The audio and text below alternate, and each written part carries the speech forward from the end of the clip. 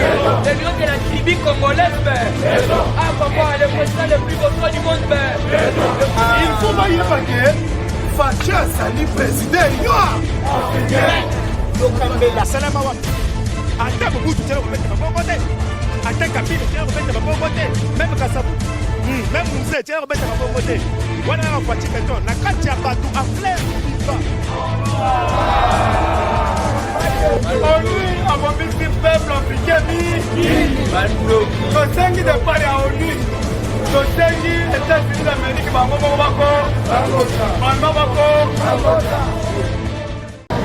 Mbote belé na balandi ya Milidor TV. Na bibo s'abonner pe bo clocher cloche de notification. Pour na bola na masolo kitoko.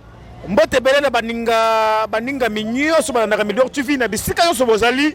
Tolobi ke na Congo pe libanda mboka diaspora. Donc to se peli makasi ndenge bolanda na Milidor TV. Na kati ya émission ya sénateur debout.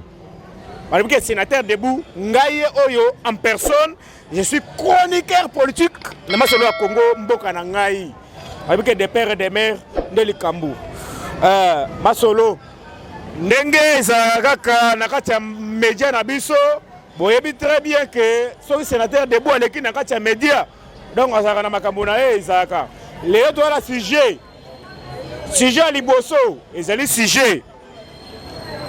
Ya makambo etali ram weso nyoko la bana mboka et nyoko la ba congolais sujet ya mibale ezali annulation ya concert ya wera so na kati Genit balobi ke culture congolaise ezali vraiment négligée ba konsi basali wapi.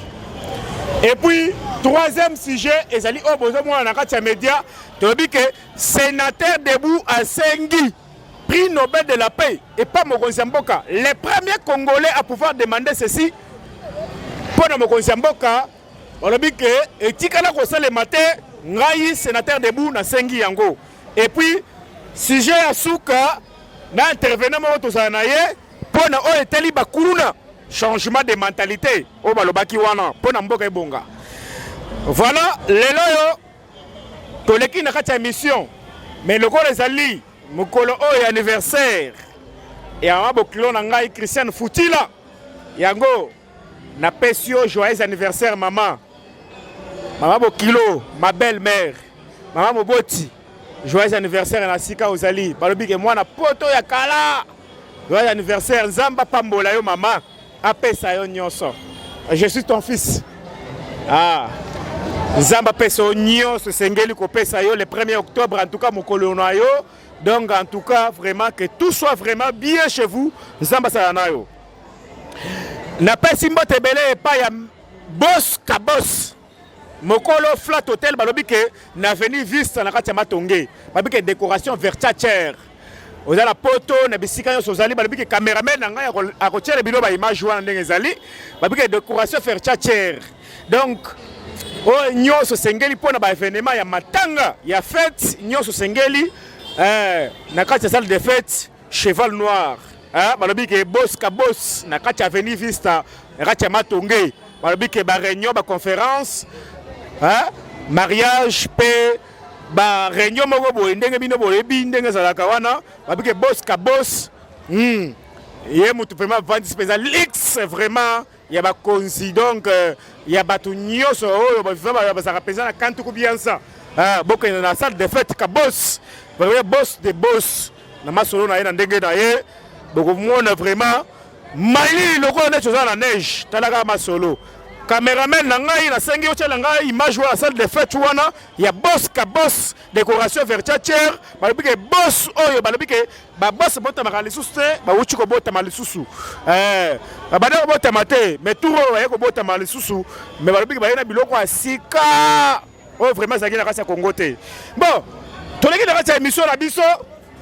ndenge zalaka intervenant na biso ndenge boyebi très bien et Salinde Idriss le combattant balobi ke mwana fibo balobi ke Mvuluzi en personne mwana Simo Kimbangu balobi ke éditeur ye moko pe ndenge ndembo mona boyo donc na sala émission oyo d'abord tu as très bien que émission le kanango kimia tokopanza bango nyonso mpe tokokumisa bango il faut tokumisa bango bango bakolinga topanza bango tosala nini tokopanza bango bango mpe tokokumisa tosala nini tokumisi bango ntina lifobo ce qui veut dire que Million TV toujours en action masolo mwana mboka na masolo ndenge elekaka na kati ya mboka simbala na mo papier na yo mpe na ndenge na yo po ezala bien balobi nini le monde écoutez-nous Fachi Beton mérite le prix Nobel de la paix bongo te pona nini tokomi bongo parce que mokonzi ya mboka a lutté contre bakulu na lelo bakei na service national na bavioleur ya bana mike bongo te na miyibi lelo komi na service national mais tomonaki na régime passé bana kobetela yango masasi ya bout portant lelo komi na service national bongo te wana action nani ya Fachi Beton yo mpe betela mpe bana mai mwa moke eza mpe yokana très bien bon napesi nanu mbote merci mingi na ndenge oyo ya mingi azosi na émission na yo nayebi te so naloba nini sénateur debout mais napesi oyo kaka matondo mingi talaka biso bana fibo bana fumuki mbangu toza ensemble biso tosimbi papier oyo botala yango bien eza mpona kolakisa boye pena mpo omona yango bien mpona kolakisa bino ke le président des présidents mpo mokonzi azalaka kaka c'est moko azomérité prix Nobel parce que vu au départ comment il a pouvoir nous avons vite compris que mboka na biso est changé bozalaka ngote vraiment viaye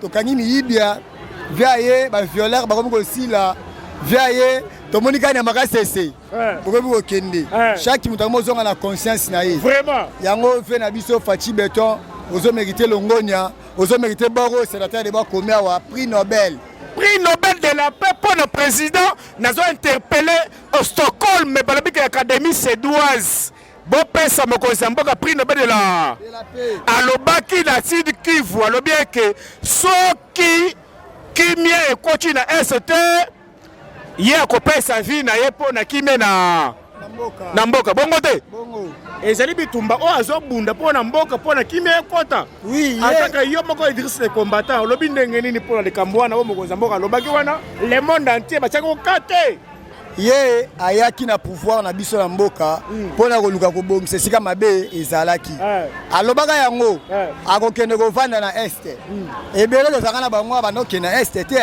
tonekaka kozala bino na Kinshasa babokei bozongi baboki mpe bamisien mais tomona vi akende na este lelo Beni Bukavu Goma makambo tu kimi ekoti malgré ke bandoki bazanga na bango kaka te oyo bozokontinue koluka ke bosabote mission ya chef de l'état mais boyebake bokolonga te ve na biso mérité prix Nobel na parce que à côté si kimia na mboka na biso à côté kimia na kati mboka ba bike sikeri mokonzi mboka Fachi Beton maboko ebele ba bike boye biso ba congolais de tous les coins to sangi prix Nobel de la paix pour na mokonzi mboka ngai sénateur Lebou je suis le seul congolais à pouvoir demander le prix Nobel de la paix depuis que le Congo est Congo ça compte oublier ils disent les gars combattants sengele prix Nobel masolo ndenge zo évoluer c'est pour la première fois que parité ça les respecter dans la mboka la bi président to Zaki Janine Mabunda il y a l'Assemblée nationale azalaki pour la première fois que le Congo a commencé pour que moi aussi à la présidence de l'Assemblée nationale tozui déjà il y a BCC Cuyer moi si bon côté merci beaucoup pour la Fachi Beton moko mokonzi bon côté et alors quant à ça tolobi boye au Stockholm Académie suédoise basa nini bapesa mokonzi mboka nini prix Nobel de la paix pona bitumba azobunda bitumba oyo etiele osalema na kati ya Congo jamais bongo te voilà tozo évoluer na kati ya masolo na biso tolongola papier caméraman zola biso papier voilà en tout cas pour émission continuer malamu bana mboka batiela koyeba boye masolo ndenge so continuer kati ya media na Million TV na pesi mbote bele pa amina balobike mwasi nanga motema mwana poto kala asika ozali zwa mbote bele mama obi kolamba makasi namoni peza biloko olambi lelo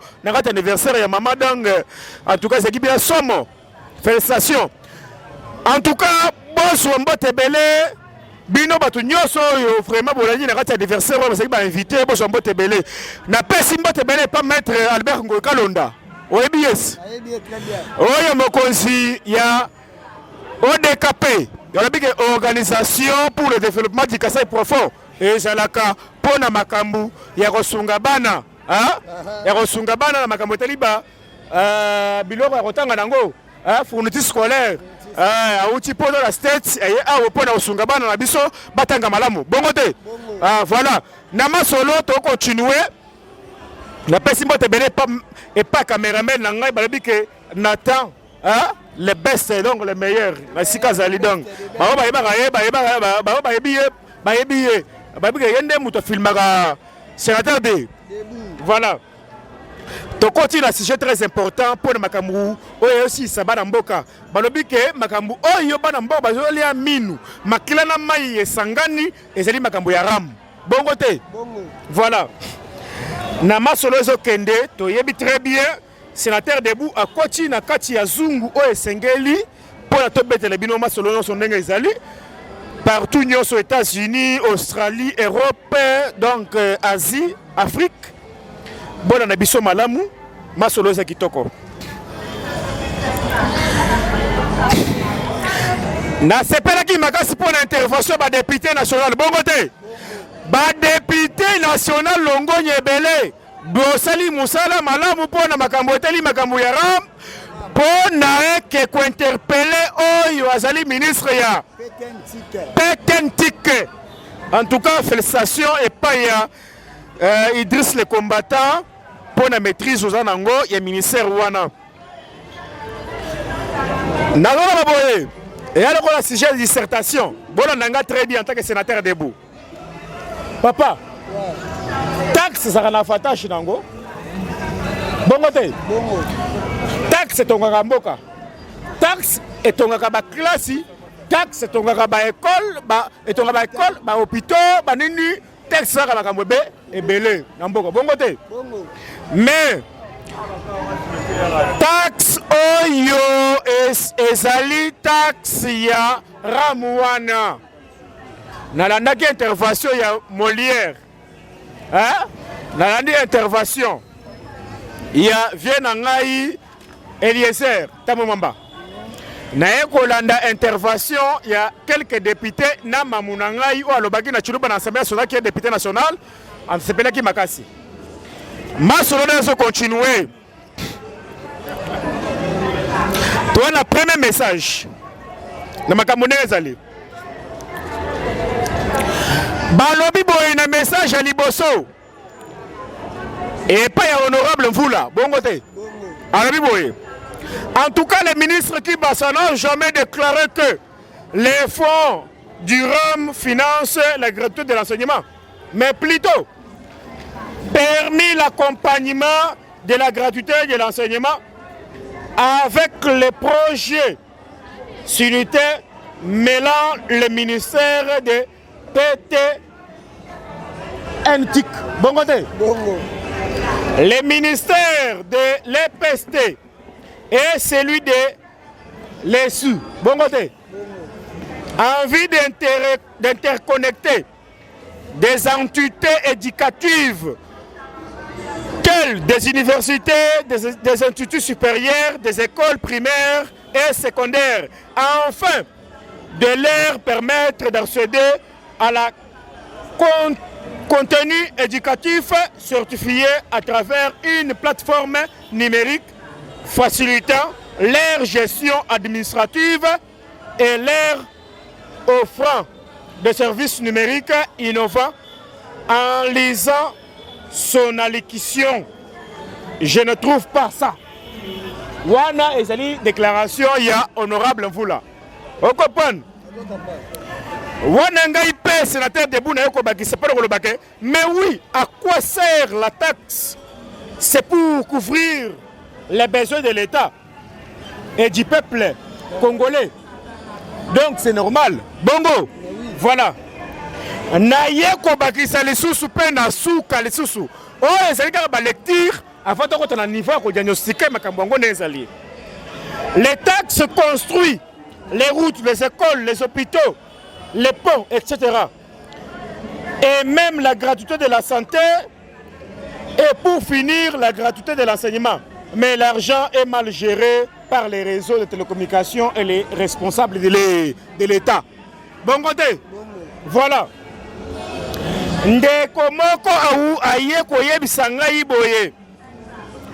Ezali la ba directive moko boye sengeli kolanda pona eke rameza la appelé taxe. Vous comprenez? Ayebisi ngai boye.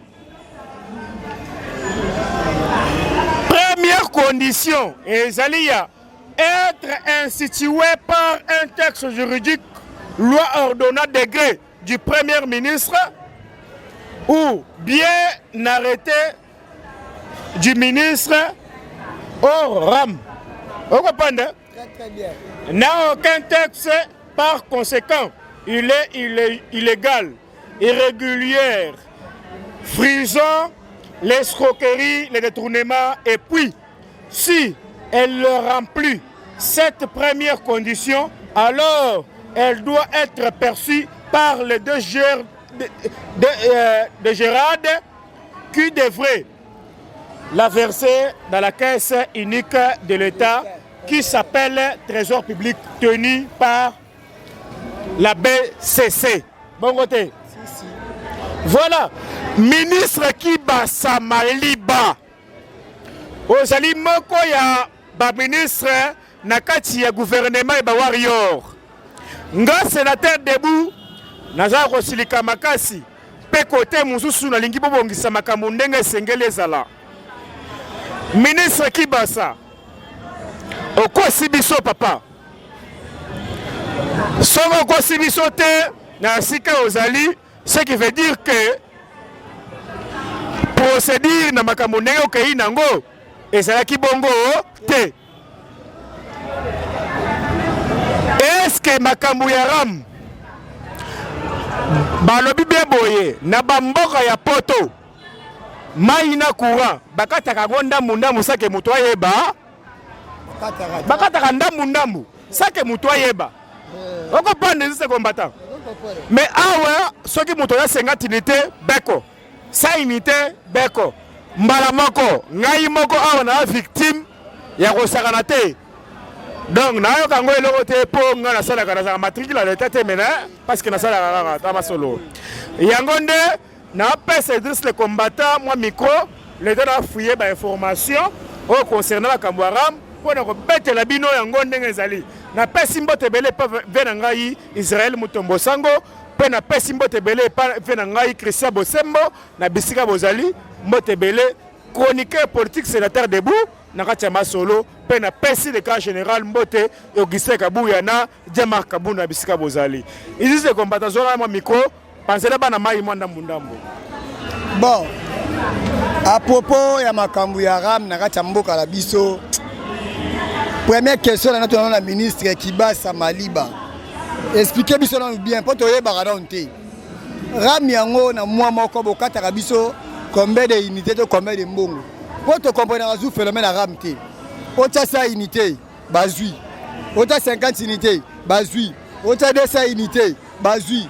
Bon comme ti na niveau bolongo na unité bokoti beti na ba méga. Otela méga bazozwa. Au juste vieux et le bilan ngata ndeko la ngai sénateur de Bouawa. Yo oza membre ya gouvernement de warrior. Yo yaki na idée que to faire avancer mboka, yo bi lobi to na la faciliter la makambu nyoso. Mais comment faciliter yango o biso mobala mboka to nga to bénéficier tozo mona yango te. Makambu. Mama mango bo na selembao. Azala mama na ya to bela makasi na mama yemo. Azala juste kaka na 500 francs ya crédit. Akeko somba crédit na ye yo ki basa ozio kati yango. Mais peut-être habiter que bazo sele kuna ke mimela mwana mzusu bilo wa golia tanga ko be mwana kufi yo koloba na bisoni. Papa oza mutema mabe. Bino bolingi te que chef de l'état kene liboso. To comprendre la bino. Gouvernement de warrior to loba ki to leki bato baza ba guerrier. O ba ki pona intérêt ya bana mboka. O ba ki pona ba intérêt personnel na bango te. Papa Gilles Lingete, le grand inspecteur général des finances, parce que vous allez me respecter beaucoup parce que les gars mingi. Papa meka mpe ko kera na ministère ya PTN Kiwana. O meka mpe ko auditer bango nyonso baza kuna kati. Oyeba au juste mongo ya ramu wana ba bazo ba keza taxe parce que to mona ki TVA ya ki a taxe la valeur ajoutée, to mona ki yango et contribuer ki pe na makambo mboka. Siko taxe o ya ram o to ka ki ram. Yokana ndenge ye moko mais c'est qui basa qui est le ministre des Warriors ndenga zoloba. Azoloba Matele Kinzozi. Alobi, j'ai entendu des choses qui m'ont choqué. J'ai été traité d'escroc. Ouais, des ministres, yemoko. Ce que yoko le banin. Pas de micro passer là bango. Pas biso de lali. Nalobi boy. Biso, nous voulons que les choses soient claires. Bino va konzi. Et nous aussi nous voulons que ça soit konzi. Alobi. Nous sommes là pour vous suivre de près. Erreur bossa lelo.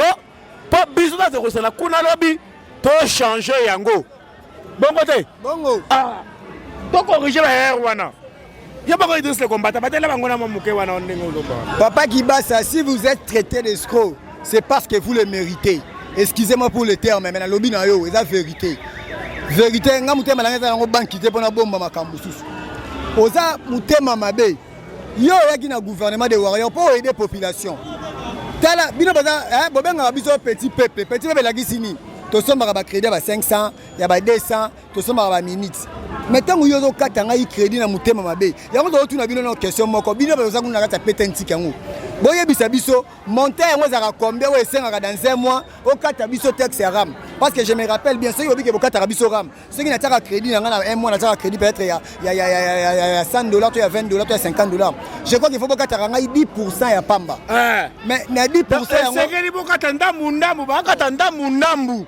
Bango bazokata ochemba la moko puis et bongo siko soki mutoza na moment dirigeance. Arosala nini? La carte des sénateurs debout. Mais ce qu'on a dit que ma campagne au salaire, il y a un lobby en Twitter qui non, pas d'autres traités d'escrocs. Mais par contre, convoquer qui est en Assemblée nationale, il faut leur poser des explications. Pour que ce soit là, c'est là, tout le monde. Vraiment. Il y a un gars qui Kimaka. Kimaka na. La qui c'est comme Yibi. Donc, en fait, na c'est pas les magasins d'intervention il y a honorable Daniel Mbaou, mbote bela sika ozali balobi ke $500 nde makambu. La taxe RAM est un indie.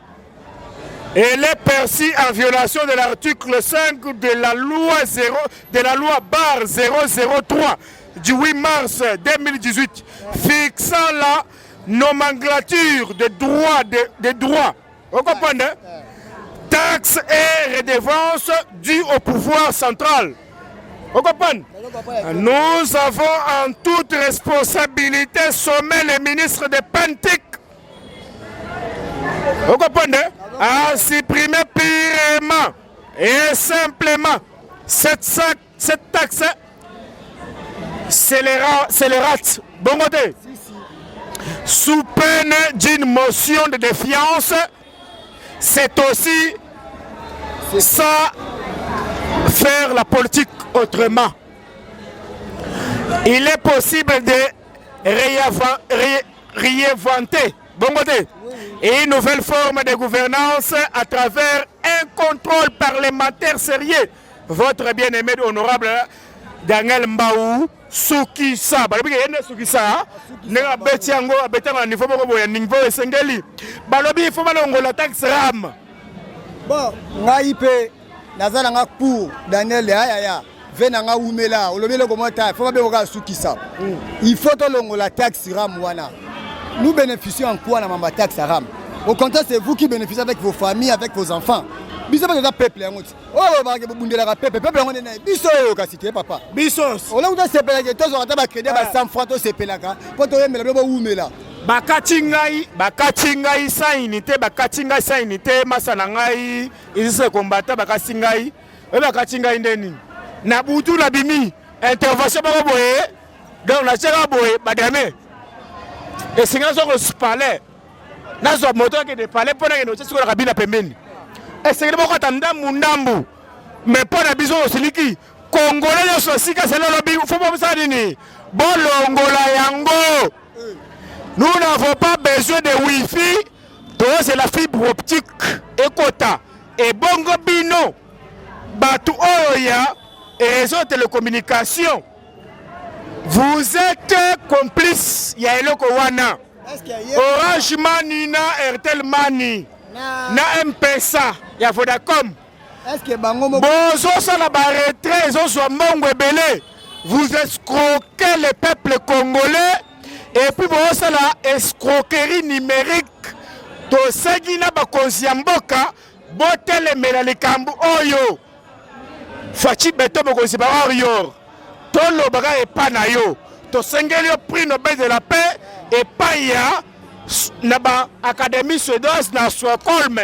Ah, Makambu. Pona bitumbana yo. Mais ba oyo ba pesa ndenge na bango. Alobi boy. Papa Fachi Beton. Toza ko interpeller parce que tant yoyaka la pouvoir. Oyebisaka biso ba na yo keno. Slogan na yo tant comme la présidence, on bagi slogan na eza le peuple d'abord. Le peuple d'abord wana, c'est nous qui sommes les peuples yango zoluba. Papa Fachi na ebité est-ce que yemoko ministre ya pété qui wana ce qui basa est-ce que rambaka ta ka crédit na tanga sombaka vetia kwa mbuye biso Fachi kote na biso likambo yo ce que simbi na ngote bengana ye abomela o mandat ve bengana ye azo initié par Batou peuple congolais azo inayo pour Zamba Fachi Beton texte sera mais ça na niveau eza égalité eza illégal mbongo wana ekotaka na bes ata na BCCT ata na régie financière moko boye te mbongo wana eutaka na baréseau de télécommunication ekoti na ministère ya pentic tosilisi na kati ya sujet ya ramo wana peuple congolais en tout cas merci beaucoup na kolanda biso na bisika so bozali mbote bele jambo pe betobu babike masolo ndenge ezali bamvuluzi ndenge na bango bamundu ya pangi babike bakongo pe bandundu bisika bozali to sepena bino makasi tokena dossier mosusu dossier oyo ezali tokobeta yango shosho mbangu po kala mingi te minute biso mosi na déjà mbala moko annulation du concert de Werason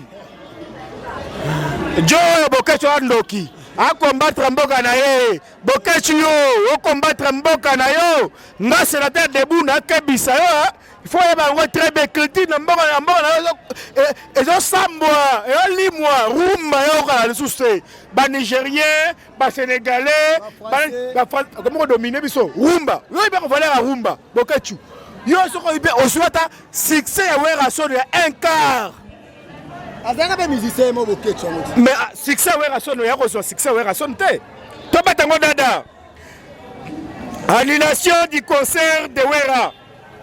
Annuler le concert de Wera au Zénith de Paris. Donc, Ezali Mawamakasi. Toi, tu as interpellé la préfecture de France. Na makamba ça va combattre culture na biso. Voilà. Nous rappelons le gouvernement congolais. La culture congolaise est combattue. Bon côté.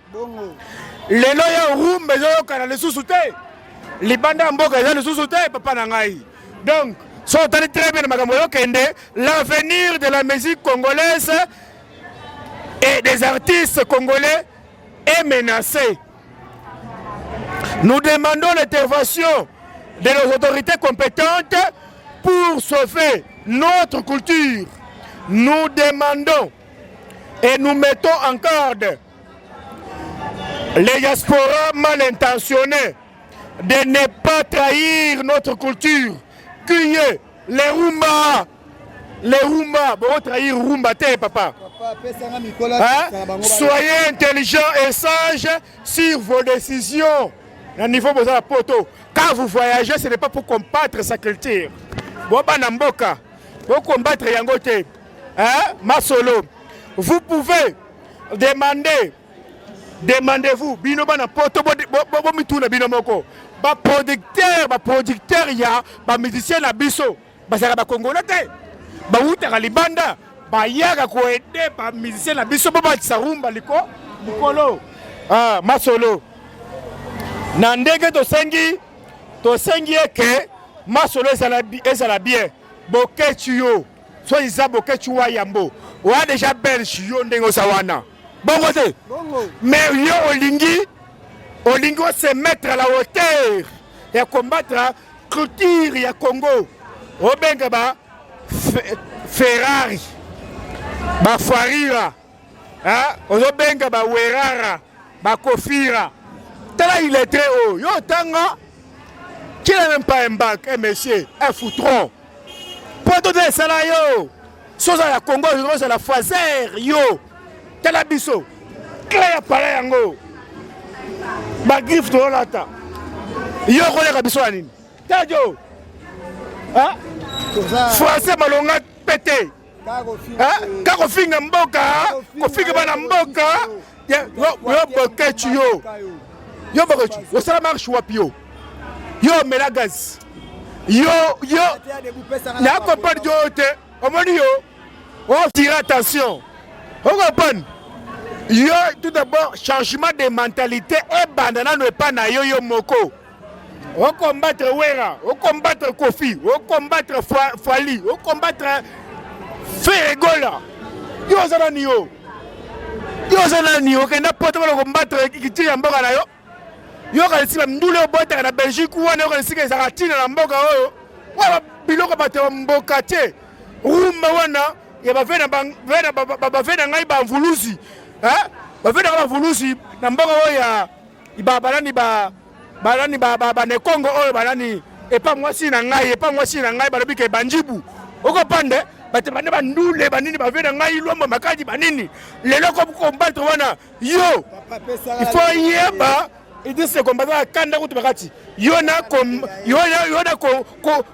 commandant eso wana boye bango très bien ngana sénateur debout na banga bilote watina te okopande faut boye bango très bien to kebisa bino boti kaka basolo mboka evoluer ndenge zokende ba Nigeria ba mata ba Sénégalais ba Camerounais ba mata mais mboka na bino okanga ngo yo bokachu yo za président mboka o ata ministre wa le trésor bakutu otanga te yo tanga yo ko satana niveau na ngai sénateur debout o za niveau na ngai il faut ya ba kabunu o sala ya ko na mboka na cultivateur okopano wa cultivateur mutu mboka mutu banzete wa ele ota faut e bango très bien boketu na cha mise en garde so bete bêtise wana et puis préfecture ya France wana préfecture ya France et telema pour de koloba que bani les concerts c'est un sabotage nous ne voulons pas cela en tout cas la pesimbo te belé pas balandio ce Midor TV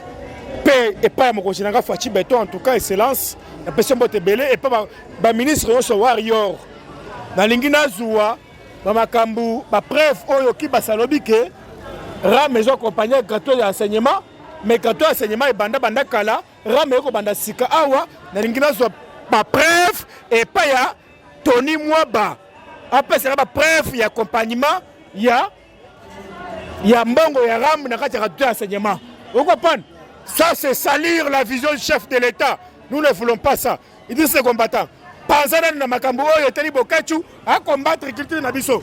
Vous comprenez? Ya so badongo jo wana oboni yo oyeba. Tona yo. Bon, bokechu comment bokechu soki bokechu na to yebi beti. La pesi na mbote et pas maman abino moi sinanga mama mwana nga ni kati fataki yawe yango ya musika la pesi oka mbote total na tala musika. Bokechu bino bolo bakebo za ba congolais ba diaspora. Tous on a la bande de l'école bien de kolanga sénateur debout. Ça prouve que boza bena ba illettré na ba imagiski ba zoba. Comment yo bokechu. Bobani ko bundisa gouvernement ya Kabila il paraît que bobani Kabila est étranger. Tobo ité. Kabila pas sokoli maboko abendi na base akei. Fachi Beton ya coach na base. Yo zo continuer ko bundisa ba congolais. Bokechu yebisa biso mu kolonini yo. Au Colombo na Paris, to na Bruxelles, au kiti na aéroport à Njilo na Congo. Wana mobola oza locataire kuto na Fazer, le bien na wa Fazer, nande ko na commander iso ba Fazer, ba famille ba bossa na Kinshasa. Fazer ya poto. Okena udu poto be ya bolea. Muismi. Amanga na komba ide pesa. Memanga na poto wana na komba ya biso bata ide pesa. Okena poto ya bolea, okomi kuna na poto, memanga awa na kati ya foire international Fikin. Okomi na poto, okomi ko bibenga pe combattant. Comment yo combattant population na yo peuple na yo. Lelo ba petit na biso yo, ba innocent ba ya wana ba gas na wote, ba leko na succès. Yo Bozo pesi kaka Boketu un quart ya Inosbi. Mais Robert Libomas. Boketu yebisanga. Atanze muno moko nga na yebi. Na yebi yango te nga. Na yeba yango te. Oyemba wapi, oyibilela wapi. Wera. Toli ba nsiete ko na bambisi. Wera aye. Azobeta concert pour ko initier batu nyonso bazala ensemble asangisa unification. Na sepela ki na Wera son parce que Wera a telemaki na makambo eteli ba tribalisme wana. Hein? Wera lobi ke bik ntono zake pa na ye. Okopon. Viens biso juste dans mon lopoe, zake pa na ye. Okopon. Allez la campagne contre tribalisme yo Boketu telemela ye. Pense là. Pense na ye. Siko bino batu boza ba combattant il paraît. Mais nani bokoma ba nationalité ba français ba belge. Ba belge. Mais ozo bunda bona mboka. Songa bunda bona mboka. Zonga awa. Moi nationalité. Songa bunda bona mboka, zonga awa. Yaka to fanda na yo. Ba beta biso ba gaz. To kima ba mbango leta meza okima. Ba na Paris ozo mela mi go fele, ozo ganga ke onga combattre bemba mama na yo. Oyoka. Na biso boyo yoka Boketu, oza zoba. So inga na kimta famille na mesi na wanga na yo. Na yo na ba oyo benga ba combattre kuna tozela ba na Kinshasa le jour qui t'a makolo ko pa njili le jour ko ba Congo la zombie ya kobeta yo oza zoba muta osala ke a promouvoir culture na biso ya mboka tembo la mboka te ozo bundisa yo ofande bakongo na yo est-ce que yo koma le kwa Wera abeta concert abeta te Wera za grand prêtre yo za le oni Boketu ata velo ala ngote mutuka ngo sombango mutuka moko boye ba soldat ya pamba na poto place ozali le sombango sepela kaka wale ote ide pesa mema poto ya ofele kanga makuna obundisi kabila tikelo pouvoir ondisi obundisa zu fachi yango la pesi ba le mikela so ata ba innocent ba gas ba fali ote mana bango bana ba uta poto ba gims ba ya ba daju ba beta ba concert pourquoi ba gouvernement so ba boye yango te. Mais biso to robeta to promouvoir ba ivoirien nigérien ba sénégalais ba kimesa ba beta ba concert ba Paris ba ofungola ba ofula mboka na bango mais bino koza ba ene bino bokeko komela préfecture mikanda pour de bani le concert omeli bombe kuna place vous allez omeli bombe ke bana yo Boketu. Je t'interpelle mon frère. Je t'interpelle.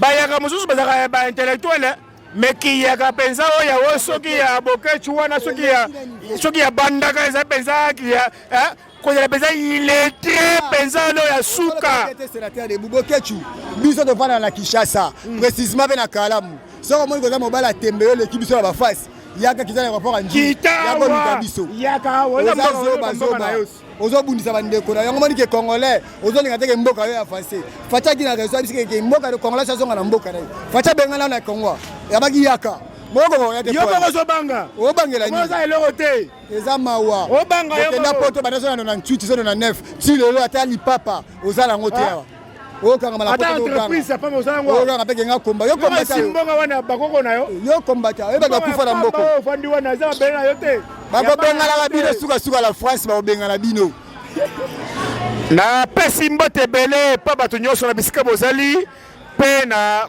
to commune suka émission na biso ya biso sénateur debout na Kachama solo en tout cas bana poto to belinde Boketu to beli commandant eso to beli bana poto no société poto bike bana poto so ba poli na pesi mbote pa ya vena ngai président Jack azaka na Belgique pe na kati ya Canada na pesi mbote belé pa ya mama Antoinette Miandabu na pesi mbote belé pa ya bandeko nanga nyonso bazala kati ya poto na bisika bozali. Donc en tout cas na sepeli makasi na Midor TV bolanda biso en tout cas chronique Aimons le Congo balobi ke Aimons le Congo chronique na bino oya sénateur debout na masolo ndenge ezali to sukisi wana déjà ba pesa bino mbote pa ya Idriss le combattant ndenge na ye bon na pesi na mbote na mama na nga kuna na Istanbul esiko vandi à l'aise mama Cécile Seko umela na pesi mbote na leki nanga mwasi beni kaniki pe na Istanbul umela kitoko na mwana bebe okora mwasi kitoko na pesi mbote ba madame nanga Nicoletta Nikati Fataki mwasi kitoko mwasa mbishi oya bote linga bebe kitoko bebe abondance donc ya yo ya ngoyo na pesi ebele sans oublier ba fait nanga ba journaliste minene na mboko petit na bino yo en personne vraiment dis les gars combattants les grands tétis ya banga biso Zachary Bababasu. Te a fait ça que il a commencé à l'autre. Il a grand pote fait la biso. Initiateur. Il a initié biso nyonso. On l'a ndangande yo. Mbanga bele ga la te fait au olo. Vraiment, ouais idéologie na biso. Idéologie na biso. OK. Après si nous ka bambote, to zala ensemble to ko zapeka na sénateur debout, il dit c'est le combattant yo. Sénateur debout toujours en action. To pesi bino mbote pe to clôturer émission na biso. To clôturer émission na biso. En tout cas, pour la Namibia TV, émission na biso na ndenge sengeli.